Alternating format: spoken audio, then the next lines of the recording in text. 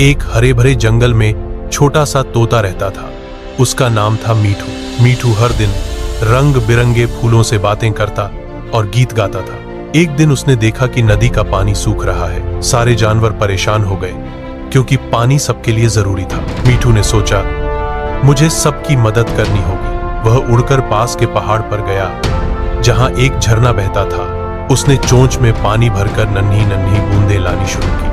बाकी पक्षी और जानवरों ने उसे देखकर मदद करनी शुरू कर दी। धीरे धीरे नदी फिर से पानी से भर गई और जंगल खुशहाल हो गया। इस कहानी से हमें सीख मिलती है कि छोटे प्रयास भी बड़े बदलाव ला सकते हैं।